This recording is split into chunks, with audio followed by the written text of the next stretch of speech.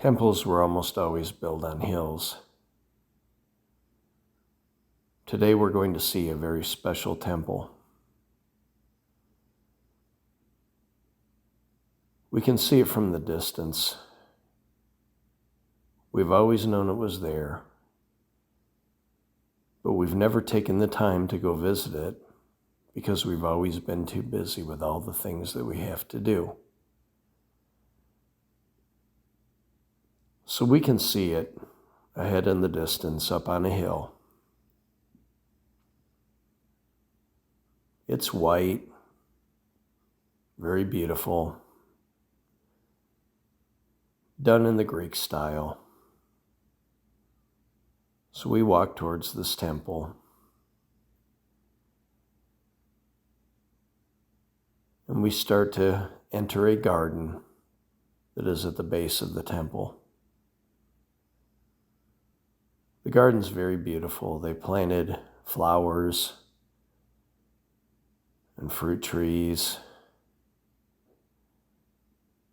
And the walkways are very well done and very comfortable.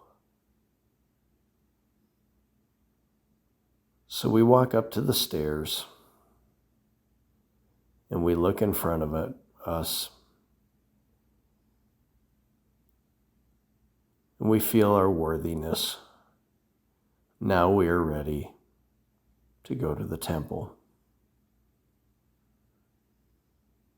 So we look in front and we see some steps. Because we are worthy to visit the temple, the place that we've wanted to go for many, many years and have never taken the time to do it. So we realize with each step that we take, they're quite big steps that we have to leave the world behind, the human world behind. So we take one step up and we can feel the thinking and the planning and the worries fade away. We've stepped above them.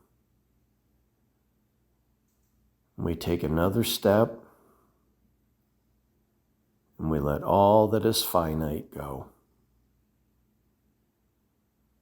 Finite things like how long we're going to live, how much money we have in our bank or our investments, how long our friends might live, how old our kids are. All those things, we pass them when we take the next step. And the next steps that we take, each step that we take, we rise above the humanhood, the human thinking, and we find ourselves relaxing and understanding the true meaning of things, the more steps that we take up. So we continue this journey until all of a sudden we discover we're at the top of the stairs. We look in front of us and there's this vast door. The door looks very, very heavy. It has some writing on the door, but we can't really tell what it says because the writing is very ancient. Looks kind of like Greek, but it's not.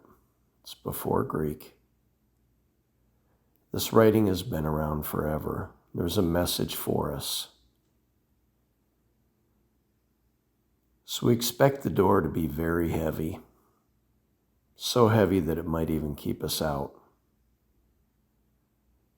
But when we walk up to it and pull the handle, it pulls open light as a feather. It's perfectly balanced, to let us in. To let us into the temple so we can begin our new venture.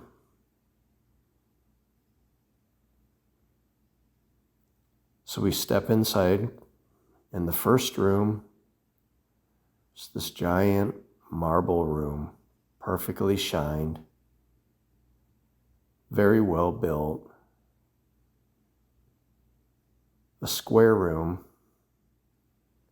And we notice standing right next to the door is a guard. The guard is gigantic. He's probably 8 feet tall, huge, very powerful. He says nothing,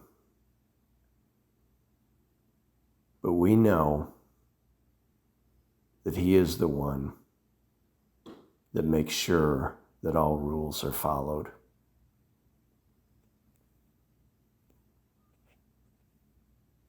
So we look over in the corner, and we see this giant metal pot.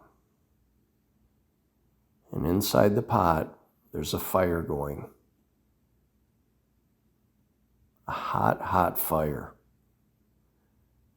But yet the room itself is very comfortable, very cool. We notice that the centurion, the guard, is looking at us. But he doesn't say anything.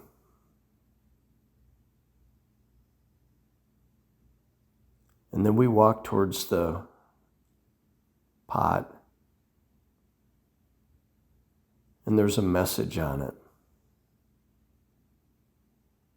And the message says,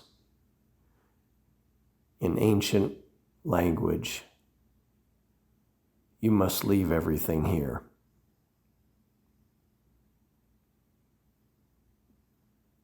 So we begin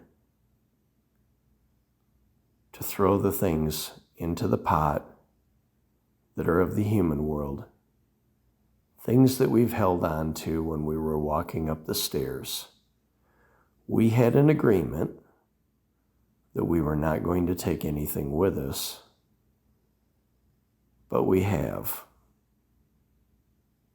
Things that maybe were hiding from us so we couldn't see them, to abandon them when we were walking up the stairs. But the centurion is there to make sure we don't bring anything with us at all. So I start out by throwing any jewelry I was wearing into the hot pot. And I notice as I throw things into the hot pot, it becomes more like a torch, like a jet engine. The flames are blue and very, very powerful.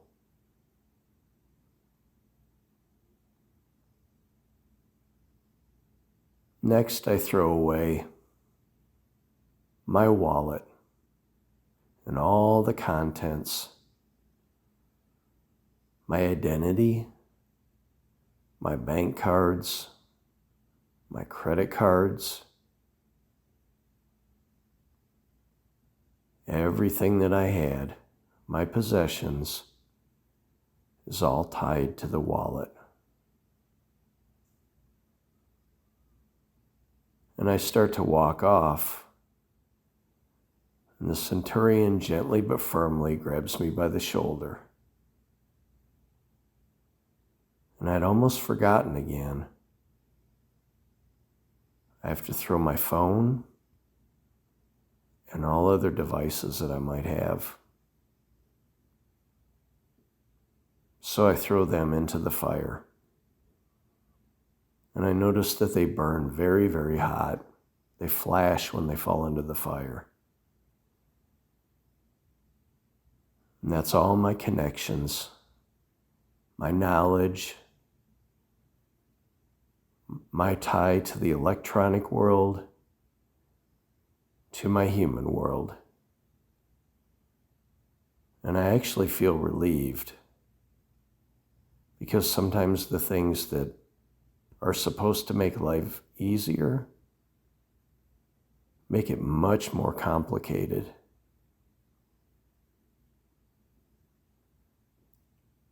So I begin to throw other things in there.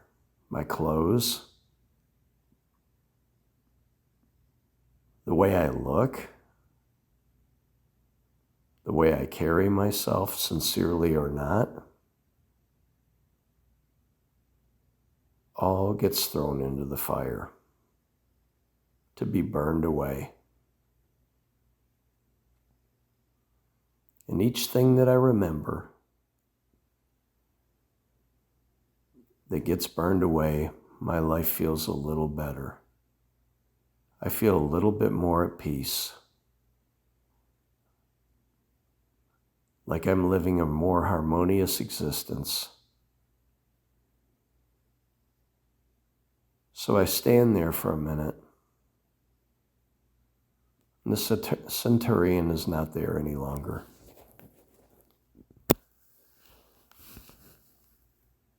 So I decide to go ahead and walk towards this other door. And the door that I'm looking at, above it in the very ancient language, says the word nothing. Nothing shall pass. So I turn around to look for the fire, and it's gone. The pot's gone, the fire's gone, the centurion's gone. There's just the door in front of me.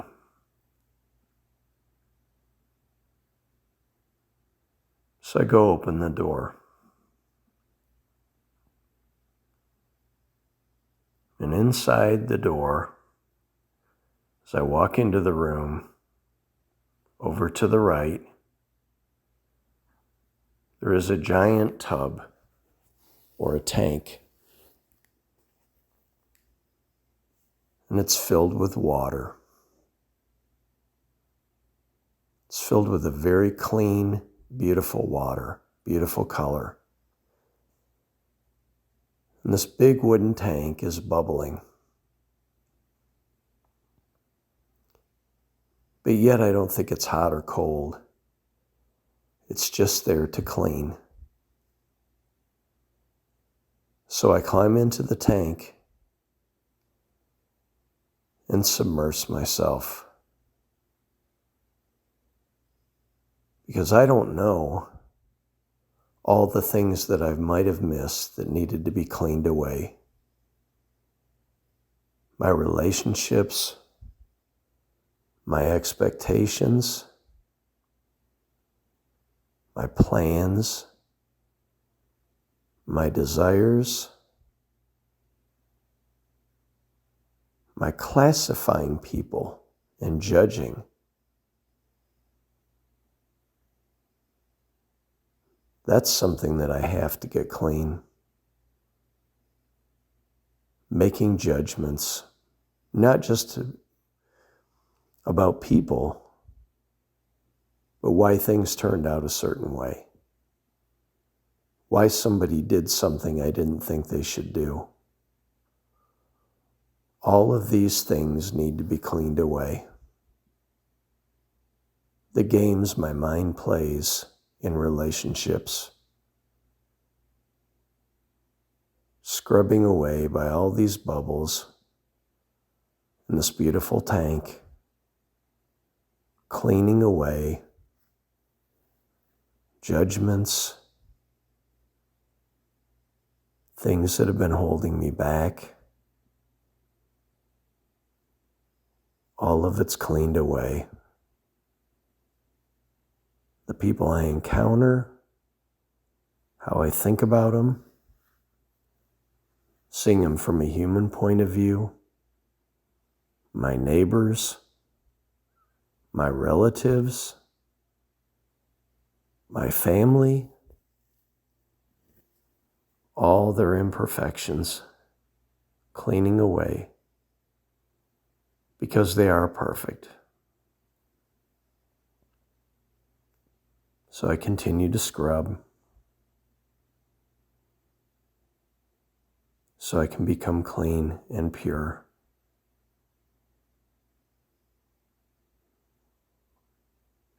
And I get out of the tank and I sit down on a bench for a minute.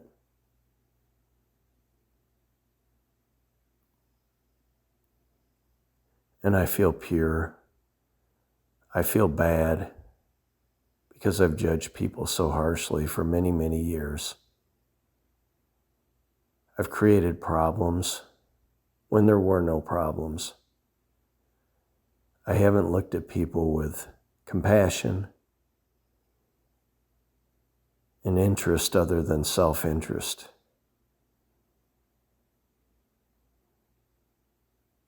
But I know I've cleaned all that away. So now I can live with all the good traits, which are all divine, getting rid of all the bad traits from the human world that I'm leaving behind.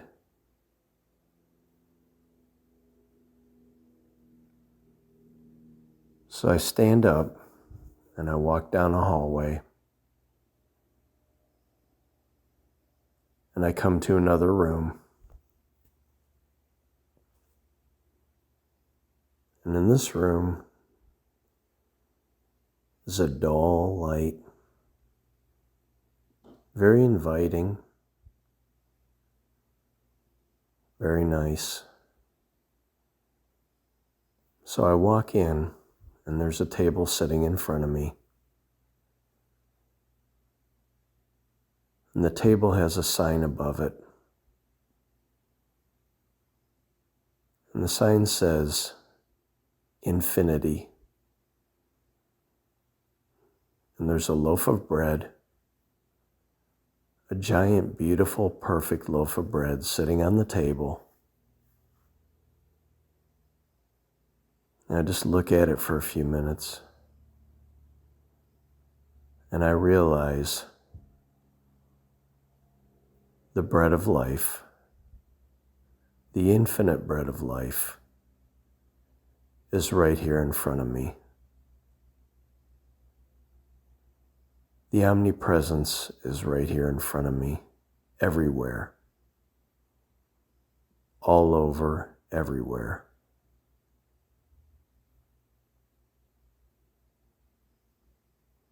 As far as I can see, I'm taken care of. I'm always fed. I'm always learning what needs to be learned. I'm always at one, in the omnipresence, in the Christ, living in the harmony of Christ in the omnipresence.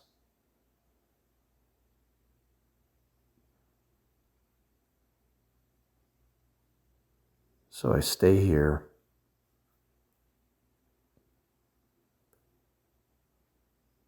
and enjoy the feeling of completeness.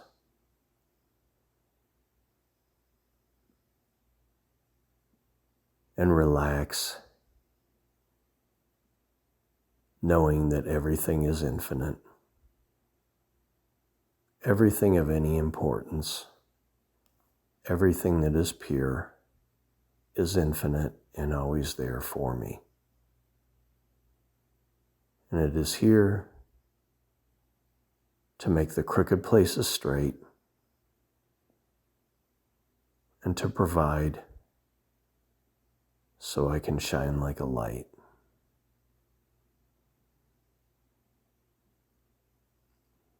So I get up and I walk down another hall, and there's a room that has 7 candles sitting on a table. And the candles are very soothing.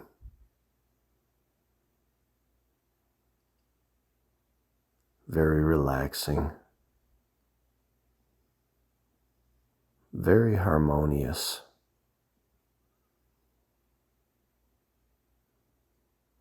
7 is the symbol for infinity. These candles are the infinite light that lights up the life and creates the life. The 7 candles are always burning in your soul, my soul, in everyone's soul. The 7 candles are the infinity of God. The light, the knowledge, the truth, the law, all done in perfection. And now we notice that we can turn up the light of the candles. So at first we turn it up just a little bit. And we notice all these things become more and more realized to us. So we turn the light up a little bit higher and a little higher. And now we turn it up very high to where the 7 candles are so bright we can no longer see their candles, we just see the light. The light does not hurt our eyes. The light merely illuminates us. We have all the true knowledge. We have all the true infinity. We know the truth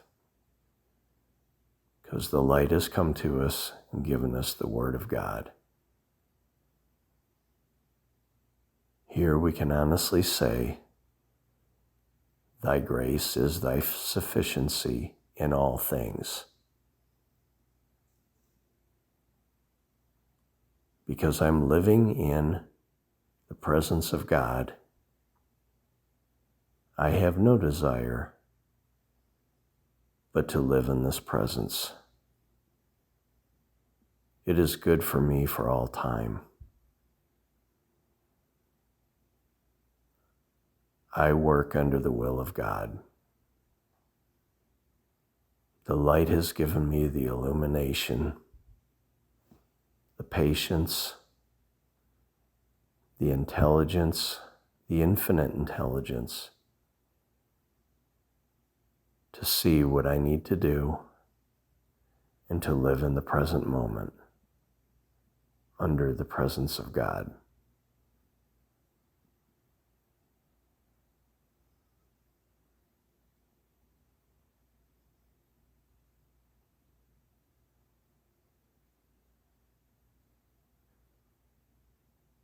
So I decide to continue my journey. I walk just a few steps more, and I see another room. And at the back of the room, I see an altar. The altar is beautiful, highly decorated, very ornate. It's done in all kinds of precious things, metals, gold, gems.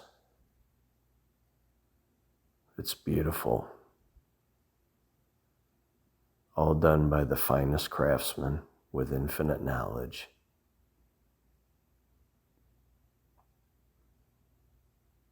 And I see in front of me an incense burner on the altar.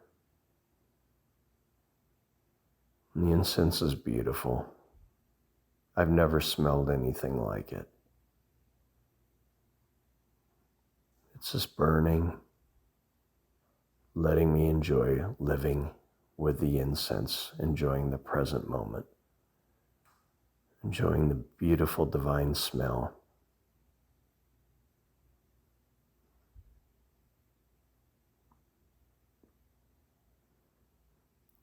All this knowledge has been shared with me. The altar, the incense, these are experiences of a lifetime, the best ever, but yet never created. And for this, I must give thanks and gratitude. It's a divine gratitude for showing me this intelligence, this light, this infinity, this beauty. So I say thank you. And as soon as I do, the altar gets bigger and the incense burner is no longer there. And behind the incense burner, there was a curtain. And now the curtain is opened, revealing a door.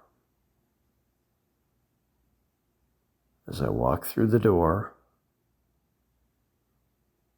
I look in front of me,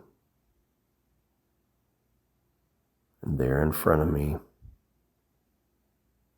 is the Ark of the Covenant, the existence of God.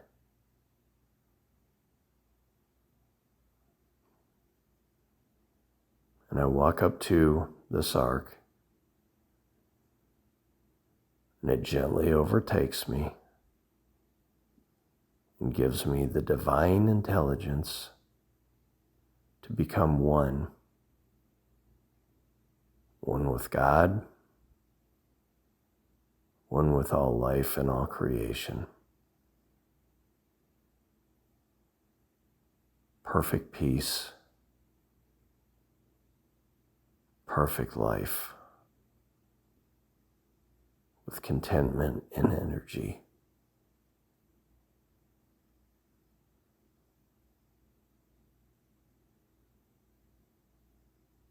So now I choose to live my life with this infinity of God.